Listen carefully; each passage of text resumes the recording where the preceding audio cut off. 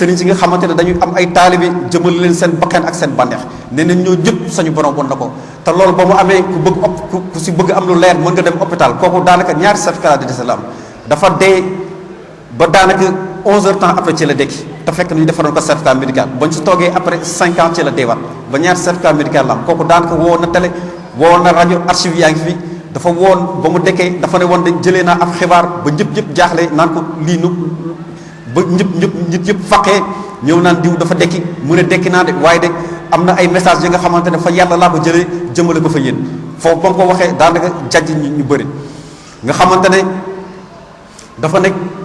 lu am li nga xamante ne nit yi war nañ si bàyyi xel bu baax mu nekk tamit mbir bi nga xamante ne day nekk li dëgëral ngëmu jullit gi waaye tamit ka nga xamante maanaam gëmul yàlla nekk war na nag li nga xamante maanaam dina ko jajj xamal ni ko maanaam ginnaaw dund nekkate dee am na li ma wax ni yëpp nag daanaka suñ koy xool dafa mel ni daanaka alxuraan ak sunna la waaye li ci ëpp ci gëstu yi ay borom xam-xam yu bëri ñoo si bind ay téere di ko misaal te ñooñu de daanaka sax xamuñu woon lislaam te ñii tamit ñu bëri ba mu leen dalee daanaka xamuñu woon dara ci lislaam loolu ñenn ñii duñu woon ñii ay yéeféer lañu woon ñii ay athée lañu woon ñii nekk ci yeneen diine gi waaye ñoom ñëpp ba ñu ñëwee dañ leen kat li ñu indi rek message bu ñu indi mooy du leen la nga xamante ne sañu borom wax nañu ko ci alquran yenn sallallahu alayhi wasallam ñëw yeesal ko ci sunna nga xam ne mooy amul sañu borom kennal sañu borom dëgg ni amul sañu borom amul kenn ku ñëw ne ñaari yàlla moo am amul kenn ku ñëw tam ne fële am na kenn ku fa am sañ-sañ ku dul sañu borom ñoom ñëpp loolu la ñuy wax ne dañuy yëg am sañu borom loolu la ñuy waat loolu la ñuy ci ne yëg nañ dëgg amul suñu borom amul safara ak amul àjjana te nee na àjjana mi ngi aju si ay jëf safara mi ngi aju si ay jëf ñoom ñëpp daanaka suñu conclure loolu la ñu tëjee te ñoom ñëpp loolu tamit li gën a jaaxal médecin yi mooy maanaam dafa soppi seen xel soppili seen doxalin psychologiquement ak physiologiquement psychologiquement mooy maanaam nañuy doxalee ci àdduna physiologiquement mooy maanaam seen yuur na muy doxee dafa soppeeku te nee nañ ci àdduna de amul benn phénomène bi am bi nga xamante ne mën na am impact bu toll noonu ci doomu aadama nee nañ nit normal su fekkee dafay xalaat parce que nee nañ cerveau dafa am ay air dafa am ay air visuel air auditive air motrice am ay air yu bëri nee nañ nit ki lépp lu muy def rek su fekkee dafay wax nee nañ air ba nga xamante ne dafa wàll gi nga xamante ne moo nekk si cerveau bi di contrôler wàll googu muy gën a excité su fekkee dafay déglu wàll bi nga xamante ne moo nekk cerveau bi ñu koy wax air auditive moo gën a excité su fekkee dafay dox air bu ñuy wax air motrice dafa nekk cerveau maanaam moo gën a excité mais nee nañ nag ñooñu nga xamante ne loolu dafa leen dal ñu wax ko expérience de mort imminente ñoom suñ ñëwee luy wane ni maanaam lii am na lu leen dal lu doy waar la nga xamante ne kenn xamu ko mooy ni ñoom seen mbir seen cerveau nu muy doxee si boppam day soppeeku nee nañ ñooñu de daanaka seen air yëpp ñoo bokk nu ñuy doxee daanaka seen air motrice maanaam seen air visuel air auditive ak yeneen air yu bëri yi nga xamante ne moo nekk cerveau yi nga xam ne suñ koy boole yu ëpp na 7 nga xam ne daanaka dafa lëkkaloog sens yi ñooy dox si yem benn même niveau même niveau d'excitation nga xamante ne nee na loolu nit mënu ko defal boppam amul benn expérience nit amul fenn fu mu mën a jaar ba loolu moo defal ko boppam daanaka loolu nag tax na mu gën leen yéem ba tax maanaam ñu doon gëstu ba seet lii lan moo ko mën a def ci doomu aadama yi comme nga xamante ne nit su fekkee dafa dem dans l'espace comme deretam nu mu soppee ko ñoom it seen xel tamit noonu la ñu soppee ko te ñoom te ñëpp tam su ñëwee tam daanaka dañu tënk su njub te dañ naan loolu nu mu leeree daanaka moo gën a leer li nit ki lu mu gis ci ay bëtam ak lu mu dégg ci ay noppam parce que nee na foofu seen bët seen gis amul fu mu yem seen dégg tam amul fu mu yem ndax li ñuy nettali yëpp daanaka maanaam ay kilomètres lay toll dañ koy gis te seen gis tamit ay barrière du ko tëye ay kiiraay du ko tëye seen dégg tamit noonu looloo waral ñu ñëw tamit di nettali tamit ay mbir yu doy waar te loolu tamit li si gën a doy waar mooy impact bu muy am seen dund ndax lu ñu naan modification de la conscience bu extraordinaire lay def si ñoom ba ñu si bëri suñu ñëwee nga xamante ne dañ seen vie daanaka day soppeeku jëmee ci maanaam di wut yàlla saa su ne ak tamit la ñu am di ko bokk ak nit yi ak tamit bañ a tamit di jiiroo àdduna comme nit yi ni ñu koy defee lu ñu naan matérialisme daanaka day dañ si ñoom dañ naan alal maanaam du alal dañ naan alal dëgg mooy maanaam yiw te loolu suñu seetee maanaam alxuraan la alal moo yiw ak tamit bëgg yàlla ak tamit bëgg say morom nit maanaam comme yow nga xamante ni lépp lu ñu am rek dañuy wëlbati ko maanaam di ko séddoog nit yi di wër tamit la nga xamante maanaam moom lañ dund di ko wax parce que dañ ne nit lu gën a màgg la nga xamante maanaam mën na ko def si kaw suuf nga xam ne moom la sañu borom gën a bëgg mooy maanaam jëriñ nit ki ci yiw ak xam-xamam ak alalam nga xamante ne sañu borom daf ñu bind ñu ngir ñu nekk xalifatu fil ardi daanaka loolu rek lañu yeesalaat. kon ni nga ko waxee tam lii tamit nekk na gëstu bi nga xamante ne su doon sax nit dina si am sikki sàkka nit mën na si am sikki sàkka su doon ay nitu diine ñoo ko wax mais dañoo dem ba maanaam xam-xam maanaam ci wàllu bopp moo dem ba indi yii nga xamante ne ñoom seen wax sax am na fi ñu siy àgg danga naan lii daanaka ay téere sufi la wala boog ay téere borom xam-xam yu mag la wala boog ay yenant ñooy wax ndax maanaam mbirum tasawuf dëgg la ñuy wax ak mbirum baatin dëgg la ñuy wax. ginnaaw gi tamit comme ni ñu ko waxee léegi ñoom it suñu ñëwee tamit maanaam soppi googu ñuy soppeeku seen biir dafa am tamit lu ñuy wax naan tam ay xam-xam ya nga xam ne dañ ko indaale. am na ñi nga xamante ne dañ naan rétrocognitif ak rétrocognitif mooy sañu borom da leen gindi ba nga xam ne dañuy mën a xam liy xew ñu koy wax. am na ñoo xam ne après ay médium la ñu nekk am na ñoo xam ne su fekkee ñun suñu dëkk yi dañ naan maanaam leer daf leen feeñu. ginnaaw waxtaan wu am solo woowee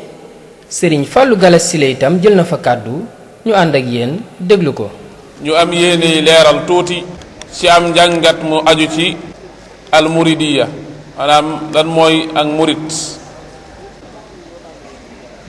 almuridiya ci ni ko Sayxul Xadim radiyallahu anhu tërale ak ni mu bëggee nu mu jaar ba àgg ci yéene ji mu amoon ci lislaam mu àgg fi mu war a àgg yépp. Sayxul Xadim radiyallahu anhu mooy ki nga xam ne moom la ko yàlla xéewale muy anamug yarin goo xam ne dañ ciy tënku di ci defar nit di ko yee waaye mission bi ko taxoon na ñëw ci kaw suuf muy jaam yàlla ak dundal kaw suuf loola ci yoon wu gaaw wu tegu ci yoon mooy rëdd bi nga xam ne moom la Cheikhul Khadim radiyallahu anhu rëdd indi ko présenté ko adduna bi yépp. ak mouridisme mooy ab nose boo xam ne dafay ñëw ngir di jàngale mbirum ruux ci defar bakkan ak yar ko ak tàggat ko ngir jëme ko ci suñu borom subhanahu wa taala waaye ngir wan ko yoon wi nga xam ne ci lay jaar ba am ngërëmul yàlla. waaye nekkaate dem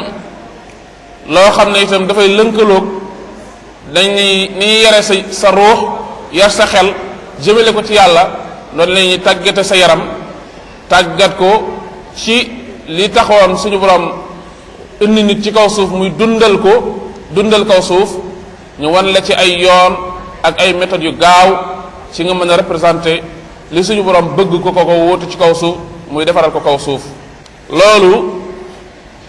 moo tax Cheikhul Khadim radiyallahu anhu bi mu ñëwee indi projet pour présenter ko adduna bi da caa jiital jaamu yàlla ak tënk lépp ci xam-xam ak teggin yu rafet waaye itam bàyyiwut nit ki itam mun a sax ba du mën a taxawee li mu war a taxawee ci kaw suuf ndax li gën a yitteel suñu borom ci kaw suuf mooy koo xam ne dana fi nekk ni mu bëggee muy mat ci ñaari wet yépp. moo tax al muridiya bi sëriñ bi ñëwee da ko def muy nizaam ruuxi maddi ndax nee na yonent bi sallallahu alayhi wa sallam moo waxanteeg moom suñu boroom subhanahu wa taala jox ko ndigalul mu jóg defar nit ñi te yar leen ci jàngal leen waaye ñu fexe ba lañ jàngoon xam ko ñu mën koo jëmmal ci seeni cër waaye itam ñu lañ jàng xam ko mën koo jëmmal ci seen cër itam loola man leen a dimbali bañ mën caa taxawee seen àdduna muy aw yarin woo xam ne wu jafe woon la ci jamono jooju ndax booba am nañu gis ne dañuy yar jàngal rek waaye duñ tàggat ba cër yi mën a jëf bu boobaa résultat du génn. am na ñoo xam ne itam xëy na mën nañoo yar tàggat waaye nag lay tax yar bi ak tàggat bi mën a jaar yoon mooy la koy dëgëral te mooy mën a sukkandiku sa bopp loolu lañ daa sàggane moo tax itam loola mënutoon a jàll. loola tey islam pour mu jàll day am quwwa ruuxiya ak quwwa maddiya jullit ñi dañuy gëm yàlla wéetal ko jël seen lépp wéer ko ci yàlla di wut ngërëmam waaye nag dañuy am kàttanuk mën a amal liñ bëgg a amal ci kaw suuf. kon moo tax Serigne Touba bu noppee ci nit day doon modèle bi gën ci àdduna. moo tax Serigne Mbacke Bousso radiyallahu anhu wax na ne ñun ñi nga xam ne ñoo njëkk a génn ci école bii ñuy wax mouridisme te jaar ci jonjoo boo xam ne Seydou Khadim radiyallahu anhu moo ko jonjoog ñun yaral ñu boppam yeel ñu boppam jaarale ñu fañ bëgg fa mu bëgg ñu jaar fa bañ fa jaaree ba nopp nee na koo gis ñun koo gisati ci ñun xolam mokk na yàlla rek moo ci nekk ak wut ngërëmul yàlla. suñu yaram itam tàggat na ko yar na ko tàmmal ko teggin waaye itam tàmmal ko liggéey bañ mën a taxawee kaw suuf. nee na te képp koo gis ci ñun ku sell lay doon koo xam ne ku tegu ci yoon koo xam ne ku mën a dugg ci biir géew bi def ci lañ ko ci soxlaa lépp la. ci waxtu midi kon ci la ñu tàmbalee cérémonie officielle bi sëriñ bi génn ànd ak mbooleem mbokk yi ak am di jàmm yi ci waa kër Serigne Touba Cheikh Ahmadou Bamba Khadimul Moustapha waaye itam ci yeneen kilifa yoo xam ne ñu ngi bàyyi ko ci ay turux yu nekk ci réew mi te ñëwoon teew ci bés bii ñu doon amal fii ci CICES ci fukki fan ak ñeent ci weeru août ci atum 2021 daje ak fukki fan ak ñett ci weeru koor ci atum 1400 ak fanweer ak ñaar. La ilaha illallah, la ilaha illallah, la ilaha illallah, la ilaha illallah, la ilaha. mbokki jullit yi mbokki taalibe yi mbokki seetaankat yi kon ñu fas yéene ànd ak yéen dégtal leen mboolem cérémonie officielle bi. sëriñ bi nag dama ko koy wax saa su ne ko ku ne war naa sant yàlla waaye kenn war lu ciy jiitu ba lay sa ndax nit tànguwul nu muy juddoo ak fu muy juddoo ak ñu koy jur doomu aadama tànn ko kon bu saa borom dogalee ñu lay tudd tudd Xaadimal Mustafaa cër gënu ko rëy waaye li ci am solo mooy diwa ma jur baax na lool waaye olof ngay wax ne doomi diw ràkkal li am solo mooy fexe bay diw sëriñ bi nag fa tabaarakallaa ba ko yàlla dimbalee ba diw jur ko fexe na bay diw moom nee naa ko sa maam Xaadimal Mustafaa ne bu wàccoon di càmbar jaboot gi mu fi baax du la yedd ci dara loolu mën naa ko waat ndax ñaare doomu aadama moo baaxoo jotaay bu jotee muy wax wax joo xamante bi jotaayoo koy waral waaye ko xam si Ahmadu Mbàkke maamu la yaat xam ne ak jub akuk sell ci moom rek la yem ba tax na da caa yegg ba olof day wax ne koo taxool la mu tax la lay taxal bala ngaa xam sëriñ bi ak di ko naw xoolal ak njabootam nu bindoo ndax bari na sëriñ baax lool lool waaye nag baaxal tënu ko te dañuy wax ne baaxal kenn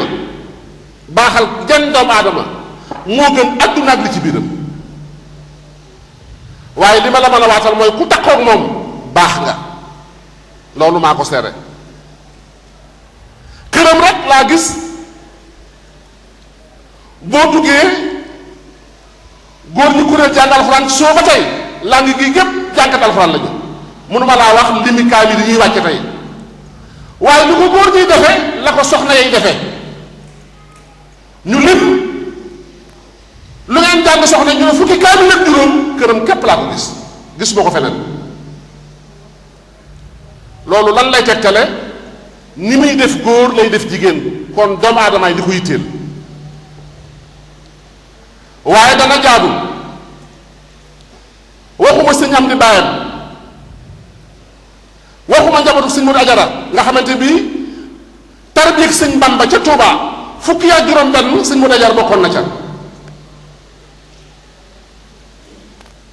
waaye ki ko yar lu mënul ci doomu aadama amul muy Cheikh Saliou Mbacké Khadimul Moustapha Serigne Saliou dama ne lislaam bu doon audité ku dul Serigne Saliou dana teg loxo loolu mooy lan buñ la joxee cër jànkat tubaab bi lay def buñ la joxee responsabilité ñu dem ba jëmmi jamono ñu yóbbu contrôle ba la xool ginnaaw bi ñu la ko joxee loo ca def ak loo ca lubal loolooy audit l'islam nag bu la joxee cër boo toogee ci kaw ñépp toog ci suuf boo tiflee li mu doon ay lor ñu diwoo ko boo diglee ñu def boo teree ñu baax war nañ laa laaj yow loo defal l'islam l'islam kilifa gu koy defal loo koy defal warees na laa laaj ñaata doomu aadama nga jubal te l'islam tax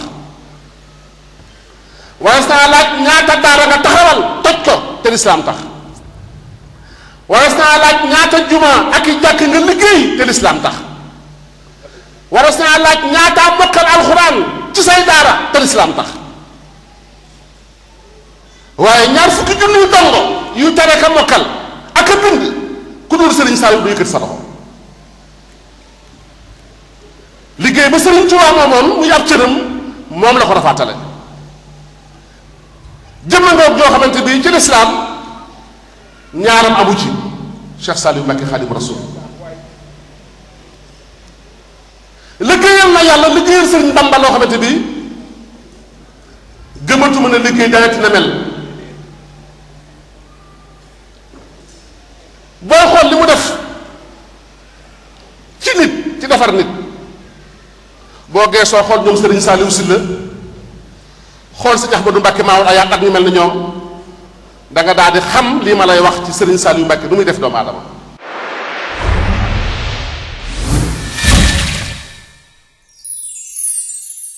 La ilaha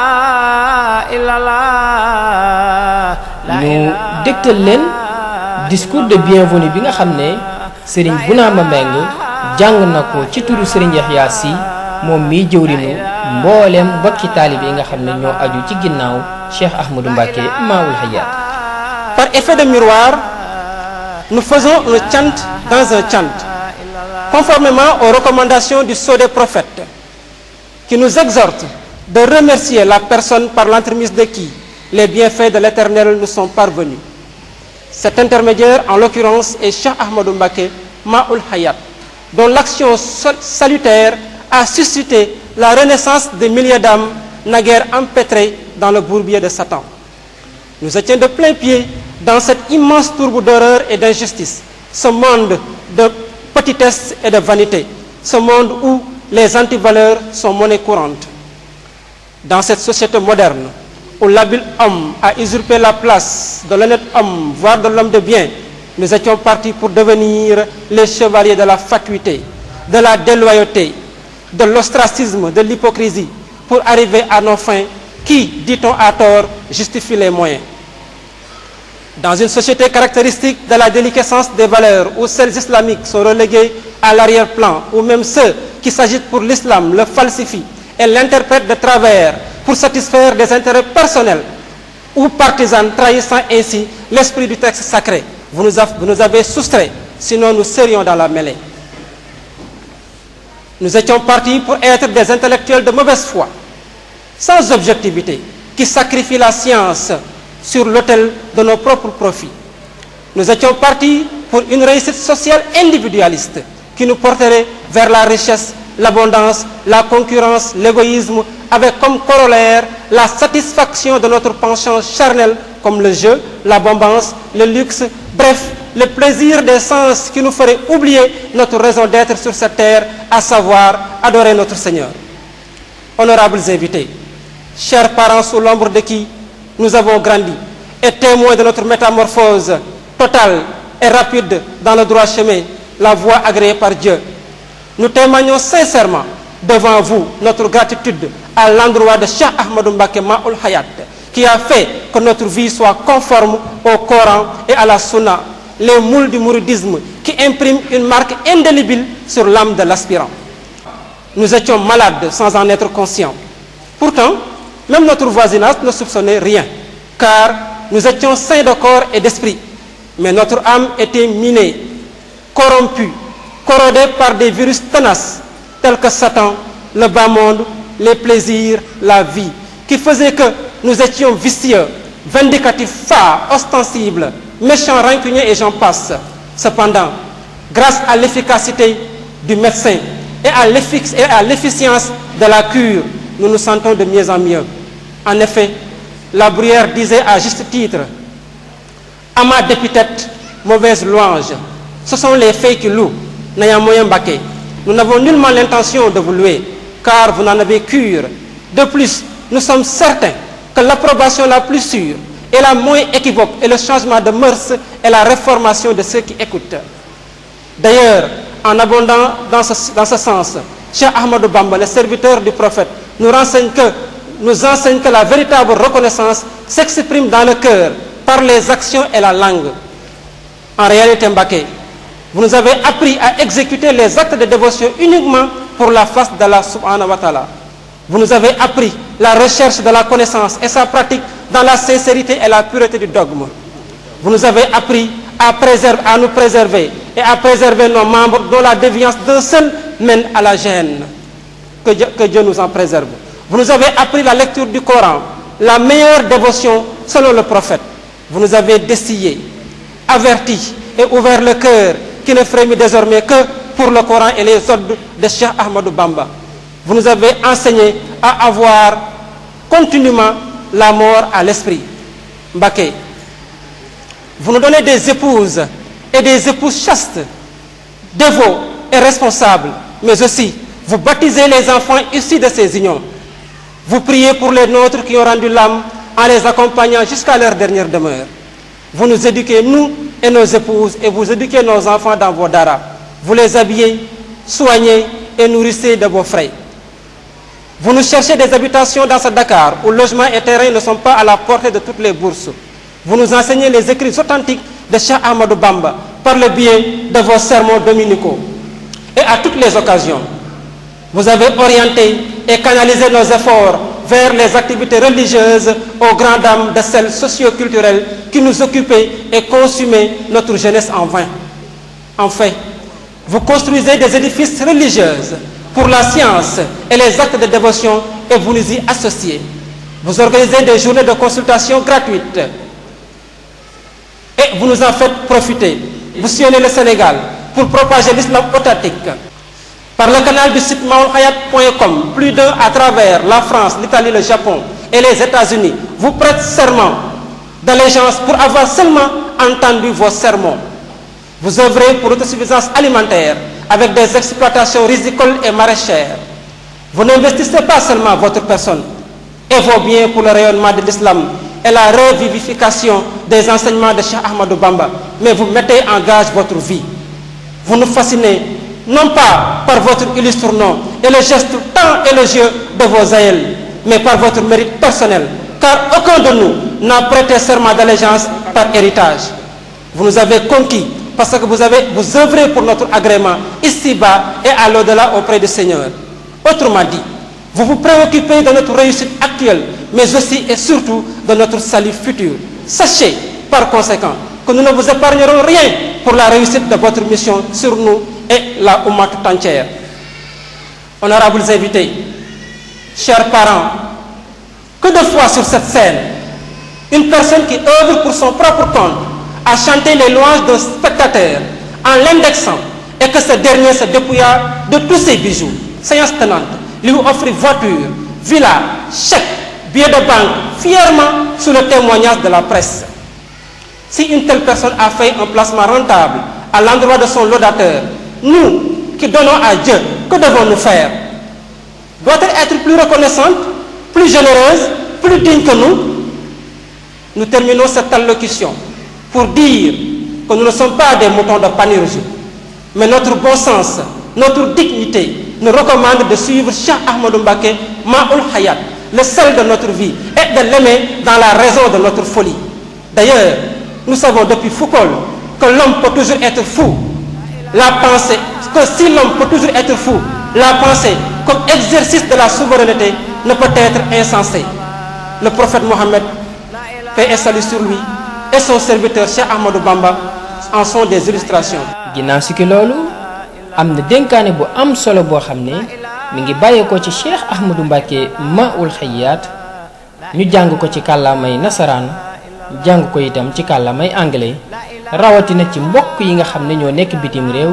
tey ànd ak ñun ci bés bu màgg bii di bésu sant.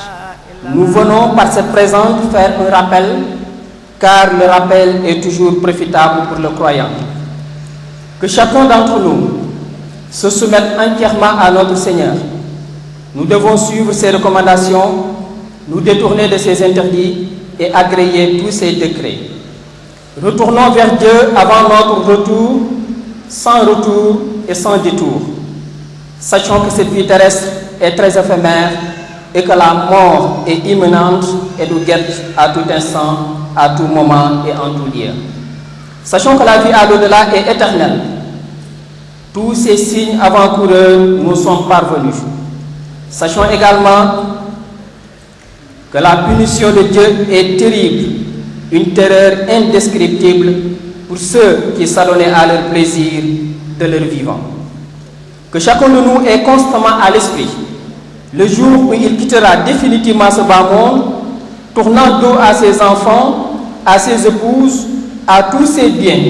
pour être enseveli dans son linceul, accompagné de ses œuvres, pour retourner vers le Seigneur. Mais pourvu que ces œuvres soient des œuvres agréées par notre Seigneur.